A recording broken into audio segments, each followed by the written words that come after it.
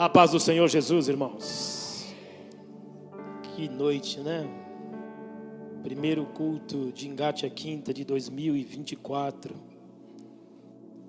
E somos abençoados pela presença daquele que nos impulsiona a caminhada, nada mais, nada menos do que a pessoa do Espírito Santo. E é sobre ele que nós vamos falar hoje.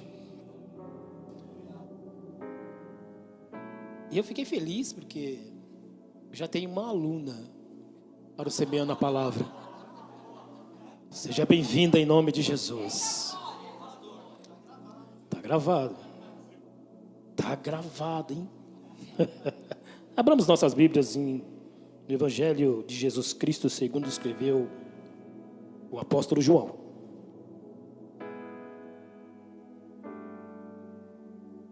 Eu vou ser bem rápido, 1h30 só, mas tudo bem. O Evangelho de João, de Jesus Cristo, que escreveu o apóstolo João, capítulo 14, versículo de número 15. O título diz que Jesus promete o Espírito Santo. Amém? Se vocês me amam, obedecerão os meus mandamentos. E eu pedirei ao Pai, e Ele lhes dará outro Consolador, para estar com vocês para sempre. O Espírito da verdade. O mundo não pode recebê-lo, porque não o vê e nem o conhece. Mas vocês o conhecem, pois ele vive com vocês e estará em vocês. Glória a Deus. Quem é o Espírito Santo? E o que verdadeiramente ele faz? Nós vamos trazer algumas informações hoje. Eu creio que teremos muitas informações a respeito da pessoa do Espírito Santo. E eu creio que depois dessa jornada de quintas-feiras aí, nesse tema maravilhoso que nós já passamos um dia, mas nada aqui é igual. Nem o culto aqui é parecido com o outro, nem as palavras também. Amém? O Espírito Santo é uma pessoa divina, coigual e substancial ao Pai e ao Filho.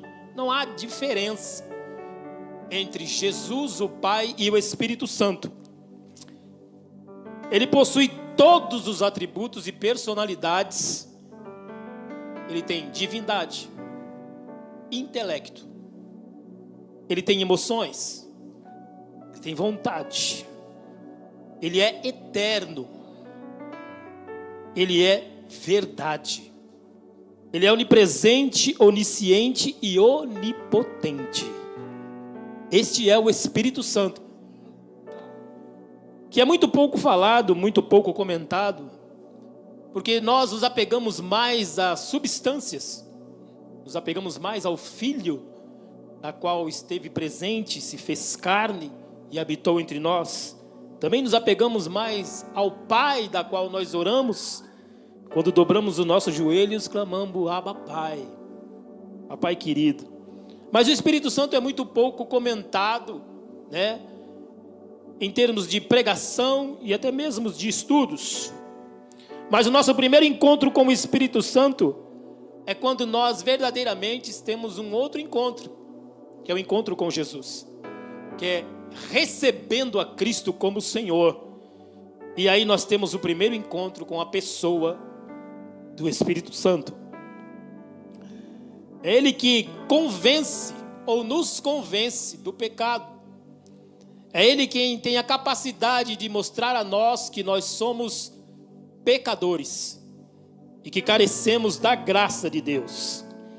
Ele também nos convence da justiça de Deus sobre nós. Justiça essa que nós recebemos por intermédio de Jesus Cristo no Calvário. Não é a nossa justiça, mas é uma justiça imputada em nós através do sacrifício expiatório de Cristo. Mas ele também nos convence do juízo, de que o juízo também virá e será lançado sobre aquele que não crer, sobre aquele que não receber esta graça. Mas eu gostaria aqui de ver algumas das suas características, algumas características do Espírito Santo. O pastor falou que aqui tinha 1 hora de pregação. Pastor, eu bem que tentei, viu? Mas eu acho que tem mais. Algumas características da pessoa do Espírito Santo. João 14,16, nós vimos que ele é igual ao Pai e ao Filho. O Espírito Santo, ele foi ativamente e estava ativo na criação. Lembre-se lá de Gênesis capítulo 1, versículo 2. No princípio criou Deus os céus e a terra. A terra, porém, era sem forma e vazia. E o Espírito Santo pairava sobre a face do abismo, ou das águas, né? Também quando o Senhor foi fazer o homem, ele disse: façamos o homem a nossa imagem, segundo a nossa semelhança, dando-nos a entender que havia mais de uma pessoa nessa tarefa de criação. Portanto, estavam lá as 3 pessoas que juntas, sem nenhuma interferência ou sem nenhum pensamento diferente um do outro, trabalhando em igualdade para criar hoje o que nós vemos, o ser humano, você. O Espírito Santo esteve envolvido na encarnação de Jesus. Por quê?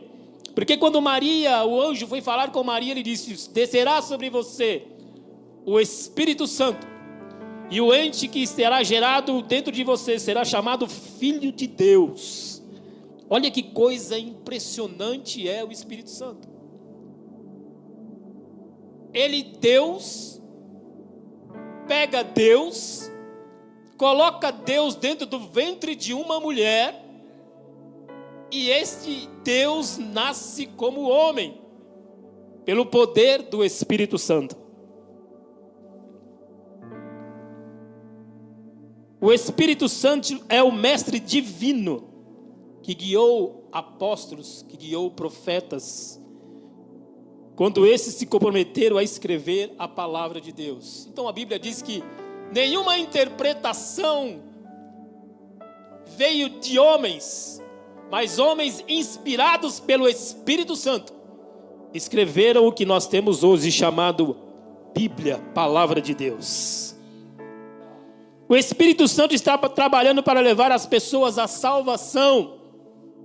Uma vez que o Espírito Santo faz habitação em um homem e em uma mulher, o trabalho dele é fazer com que haja uma regeneração interna, de dentro para fora, fazendo com que esta pessoa mude totalmente. As suas características de falar, de caminhar e de se vestir mudam a ponto de outras pessoas perguntarem: é aquele mesmo fulano ou fulana que está ali? Esse é o trabalhar do Espírito Santo. Todo cristão possui a presença do Espírito Santo desde o momento da salvação. É dever de todos os nascidos de novo serem cheios e controlados pelo Espírito Santo, como diz Efésios 5, versículo 18. É o Espírito Santo que administra os dons espirituais. E não faz nem para glorificar a si mesmo, e nem aos dons que ele dá. Ele faz para a glória do Pai e de Jesus. E é interessante que o Espírito Santo concede dons à igreja, de forma que a igreja precise, sabendo do que a igreja precisa. Muitas vezes nós clamamos ao Espírito Santo para receber um dom, mas ele só vai dar se a igreja assim precisar. O Espírito Santo também veio como ajudador, ensinador. A palavra paracletos, traduzida como ajudante, aquele que ajuda, aquele que ensina. O Espírito Santo, como ajudante, fornece conselhos sábios aos seguidores de Cristo, lembrando-nos dos ensinamentos de Jesus e guiando-nos a toda verdade. É o Espírito Santo quem nos capacita a compreender as Escrituras, a entender a palavra de Deus. O Espírito Santo veio também para convencer o mundo do pecado, da justiça e do juízo, como eu já falei. E é interessante que no passado o Espírito Santo ele atuava sobre algumas pessoas.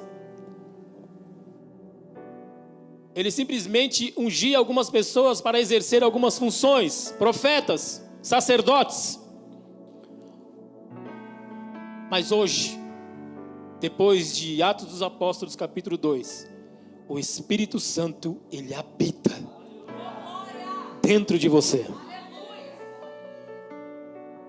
O Espírito Santo não é mais visitante, ele é morador, e ele procura habitações para poder mudar os móveis. Sabe quando nós falamos, muda tudo em mim, tira do lugar, vai tirando o sofá e colocando num canto, a mesa da cozinha. O Espírito Santo dentro de você, se você permitir, ele vai mudar tudo. Ele vai tirar tudo do lugar e vai colocar tudo novo. O Espírito Santo é fonte de revelação, sabedoria e poder para os crentes. Ele prescruta todas as coisas, até mesmo as profundezas de Deus. E o que ele faz? Revela aos crentes. Que privilégio. Além disso, ele dá poder aos crentes para cumprir sua missão de testemunhar ao mundo.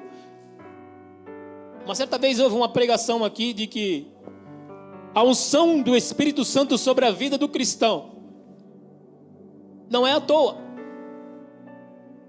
O cristão é ungido e recebe o Espírito Santo para um propósito.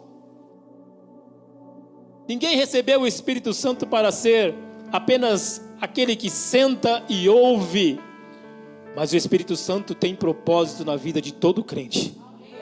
A unção que você recebeu, a presença do Espírito Santo na sua vida tem um propósito. É só você procurar saber qual é. Eu tenho certeza que você não é um mero espectador. Os cristãos têm acesso a este poder, revelação e sabedoria por meio do Espírito Santo, que ilumina os olhos do coração dos crentes, para que possam conhecer a esperança da salvação e a sua herança em Cristo. E Paulo fez uma oração à igreja de Efésios para que eles recebessem o Espírito de sabedoria e revelação para que pudessem conhecer melhor a Deus. O Espírito Santo é o guia para toda a verdade e conhecimento do que está por vir. Ele é o guia que nos dá o conhecimento do que vem por aí. Lembra que João foi levado até a ilha de Pátimos e lá o Senhor abriu os céus para João, para revelar a ele as coisas que iriam acontecer. E que fez o Senhor? Disse a João: escreve o que você vai ver e envia para as 7 igrejas da Ásia.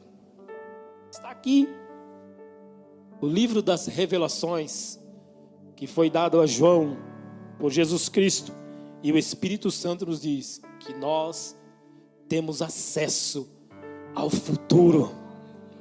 Somos privilegiados. É Ele quem nos concede os dons espirituais. E é interessante que existem a diversidade de dons. O Espírito Santo não é repetitivo. O mesmo Espírito atribui a todos os dons, diferentes dons e serviços, mas o Espírito Santo é o mesmo. O mesmo Espírito Santo que habita e que revela através do profeta. É o mesmo Espírito Santo que usa aquele para curar, que usa aquele para fazer milagres. é o mesmo Espírito Santo que usa aquele para ensinar, aquele para governar, é o mesmo Espírito Santo. Mas o Espírito Santo também é o selo. Que selo? Propriedade. Olha que coisa impressionante. O Espírito Santo dentro de você faz de você uma propriedade exclusiva de Deus. Eu sou filho, sou propriedade do Senhor. O Espírito Santo é aquele que te selou para o dia da redenção. O Espírito Santo confirma a nossa salvação a Cristo. Ele é um depósito que garante nossa herança e redenção até o dia da volta do Senhor. Ao crermos no Evangelho da verdade, somos marcados pelo Espírito Santo como propriedade de Deus. Este selo é um testemunho da nossa fé e uma prova de fidelidade de Deus em cumprir as suas promessas. Deus jamais vai deixar de cumprir as suas promessas com a igreja. Jesus. Uma outra característica do Espírito Santo: ele ajuda em nossas fraquezas. Existem momentos em que nós dobramos os joelhos e não conseguimos falar, mas a palavra de Deus diz que o Espírito Santo é o nosso ajudador no momento das fraquezas. Quando não sabemos o que fazer ou o que pedir a Deus, é Ele quem intercede por nós, com gemidos inexprimíveis, de acordo com a vontade de Deus. Deus conhece a mente do Espírito, e assim podemos ter confiança de que nossas orações são ouvidas e respondidas de acordo com os planos de Deus para as nossas vidas. O Espírito Santo também tem o poder de tornar crentes novas pessoas, né? É a mudança interior, é a mudança do caráter. Isso só é possível através da pessoa do Espírito Santo. Uma outra coisa que o Espírito Santo faz, e isso nós temos que permitir, é trazer a nós santificação. Algumas pessoas acreditam que ser cheio do Espírito Santo é quando eu dou várias rajadas de línguas estranhas, ou quando eu rodopio e saio correndo pela igreja, planto bananeira. Ser cheio do Espírito Santo não é nada disso. Primeiramente, ser cheio do Espírito Santo é permitir que Ele te controle. E depois, quando você vê numa pessoa os frutos do Espírito, essa pessoa é cheia do Espírito Santo. Sabe por quê? Porque nós vivemos em um tempo difícil. E quem anda pelas ruas de São Paulo sabe quão é difícil os tempos de hoje. E se não nos permitirmos que o Espírito Santo nos controle, que o fruto do Espírito seja abundante em nós, nós verdadeiramente nos tornaremos crentes carnais. Por isso, ser cheio do Espírito Santo é quando você se permite. Gálatas 5, 22 ao 25. Amor, alegria, paz, paciência, amabilidade, bondade e fidelidade, mansidão e domínio próprio. Estas são as características de um crente cheio do Espírito Santo. E contra estas coisas não há lei. Os que pertencem a Cristo Jesus crucificaram a carne com as suas paixões e os seus desejos. Se vivemos pelo Espírito, andemos também pelo Espírito. É interessante que no decorrer da palavra de Deus, a gente imagina que o Espírito Santo só apareceu algumas vezes. Lá, pairando sobre as águas, a primeira vez. Depois, ungindo a Jesus para que ele cumprisse o seu propósito. E depois, no dia de Pentecostes. Mas Onde é que esteve o Espírito Santo nesse tempo todo de Gênesis, Apocalipse? O que o Espírito Santo fez esse tempo todo? Só apareceu essas vezes. É incrível o trabalhar do Espírito Santo, porque ele nunca quis aparecer. Ele sempre trabalhou em secreto.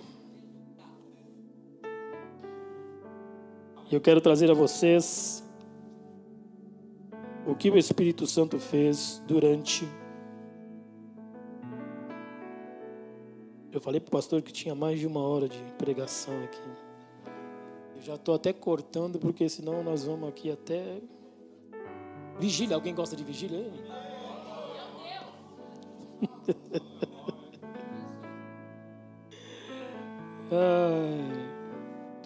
No Antigo Testamento, desde o início, o Espírito Santo já estava atuando. Não apenas na criação, mas também no planejamento, na construção do universo e na formação do homem. E agiu por intermédio dos juízes, reis, sacerdotes e profetas no Antigo Testamento. No Novo Testamento, ele se fez presente ainda no nascimento da vida de Jesus. Inspirou e capacitou autores do Novo Testamento a registrar os principais episódios do ministério de Jesus. Na sua atuação de Atos dos Apóstolos, podemos dizer que ali são atos do Espírito Santo. Porque ali o Espírito Santo mandou, mudou, deu ordem, encheu, capacitou. Tudo foi feito através e pelo o Espírito Santo. Eu não vou falar isso aqui porque senão nós vamos embora. Depois eu apanho lá fora e você vai me ajudar, tá? No Evangelho de Lucas, veja só a obra do Espírito Santo no Evangelho de Lucas. João Batista, cheio do Espírito Santo desde o ventre da mãe. O Espírito Santo desceu sobre Maria para gerar o Filho de Deus. Isabel foi cheia do Espírito Santo. Zacarias profetizou cheio do Espírito Santo. O Espírito Santo estava sobre Simeão. O Espírito Santo revelou a Simeão que ele veria o Salvador antes de morrer. Simeão foi ao templo movido pelo Espírito Santo. Jesus voltou do Jordão cheio do Espírito Santo. Pelo poder do Espírito Santo, Jesus volta a Galileia. O primeiro sermão que Jesus pregou foi: o Espírito do Senhor está sobre mim. Jesus exultou com a alegria do Espírito. O Pai Celestial dará o Espírito às pessoas que lhe pedirem. E o Espírito Santo nos ensinará o que devemos dizer.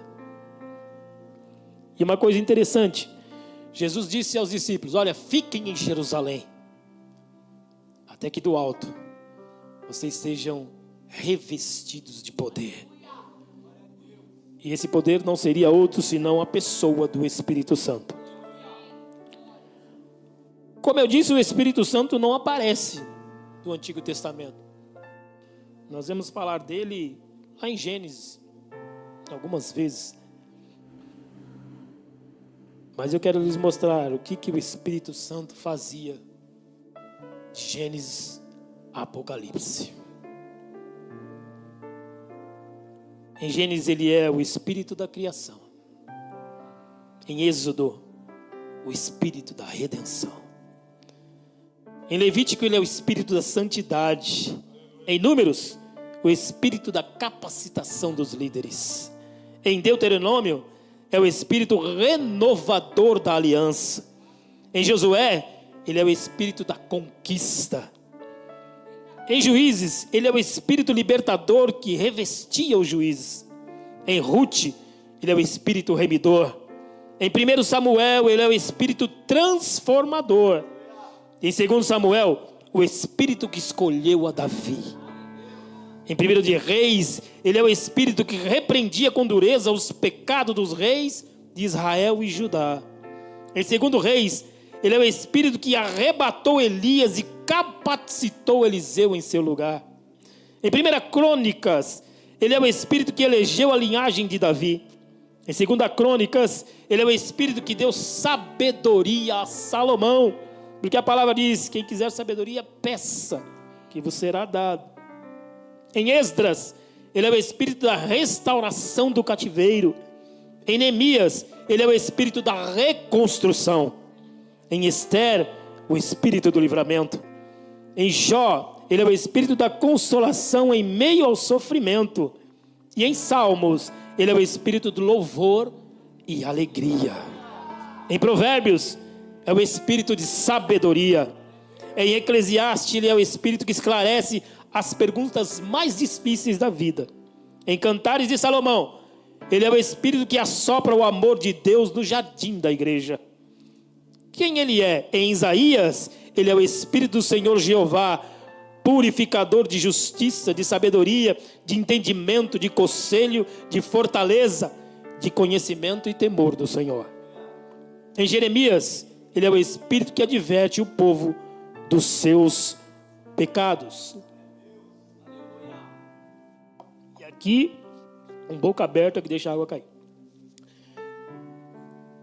Em Lamentações, ele é o espírito de misericórdia. Em Ezequiel, o espírito que dá vida aos ossos secos. Em Daniel, ele é o espírito excelente que estava sobre Daniel para interpretar sonhos. Em Oséias, ele é o espírito que desce como orvalho sobre Israel. Em Joel, ele é o espírito prometido sobre toda a carne, que se cumpriu em Atos 2. Em Amós, ele é o espírito que convoca Israel para encontrar com seu Deus. Em Obadias, ele é o espírito que inspira os oráculos de Deus. Em Jonas, ele é o espírito que promoveu o arrependimento em Nínive. Em Miqueias, ele é o espírito que declara o pecado de Israel e anuncia a transgressão de Jacó.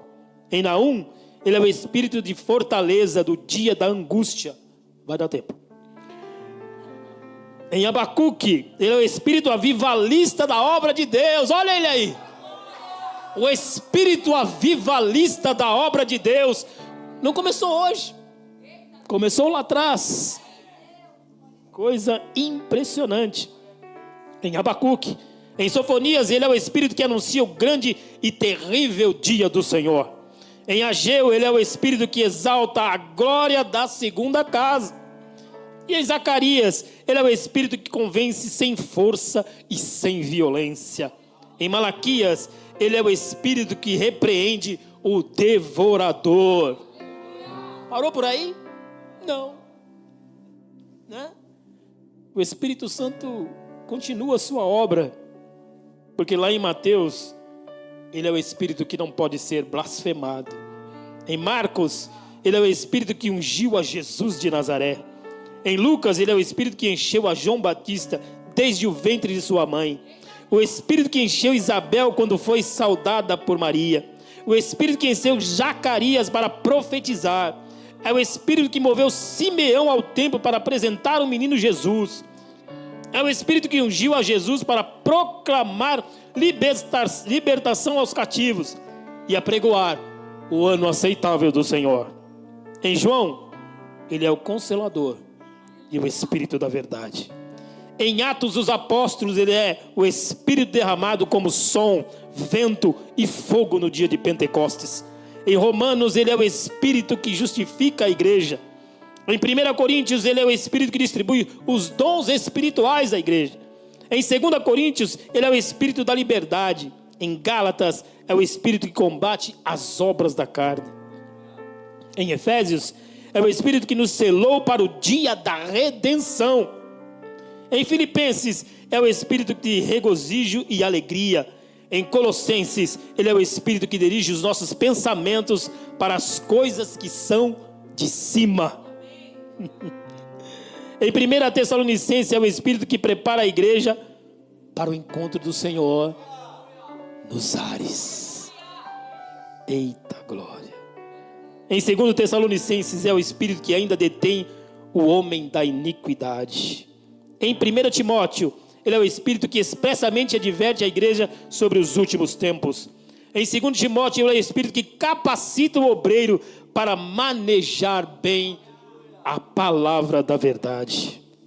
Coisa linda de Deus, né? Em Tito, é o Espírito regenerador e renovador. E em Filemão, é o espírito de perdão. Acabou? Não. Em Hebreus, ele é o espírito da graça que não pode ser ultrajado. Em Tiago, ele é o espírito que tem ciúme de nós. Em 1 de Pedro, é o espírito da glória de Deus. Em 2 de Pedro, é o espírito inspirador dos escritores sagrados. Em 1 de João, ele é o espírito que confessa que Jesus Cristo é o verdadeiro Deus e a vida eterna. Em 2 de João, ele é o espírito do verdadeiro amor. Em 3 de João, ele é o espírito que conhece os verdadeiros crentes. Em Judas, ele é o espírito que reprova os falsos obreiros. Acabou? Não. No livro do Apocalipse, em todas as cartas, no final de todas as cartas, tem uma frase assim: quem tem ouvidos, ouça o que o Espírito diz às igrejas. Mas olha o que o Espírito Santo diz à igreja. O Espírito e a noiva diz: vem. Quem ouve, diga: vem. Quem tem sede, venha. E quem quiser, receba de graça da água da vida. Este é o Espírito Santo de Deus. Se é para o Senhor, pode melhorar, porque Ele é digno de toda a honra, de toda a glória, de todo louvor. Foi Ele quem nos deu, foi Ele quem nos enviou o Espírito Santo. Quer avivamento? Quer ser avivado? Quer mesmo avivamento? Tenha intimidade com Ele. É Ele quem vai trazer o avivamento, primeiramente individual. Sabe, avivamento ele não começa com um grupo grande, porque nenhum fogo começa a queimar de fora para dentro. Começa com uma fagulha pequena e depois ele vai incendiando. Quem sabe você não é a pessoa que o Espírito Santo vai usar para trazer o avivamento em 2024. Tudo depende de você. Tudo depende da sua vida de intimidade com o Espírito Santo. Tudo depende de você crer que o Espírito Santo, uma pessoa divina, habita dentro de você e pode te mudar, pode te transformar, pode fazer de você um instrumento para a glória dele. Se você entendeu essa palavra, fique de pé em nome de Jesus.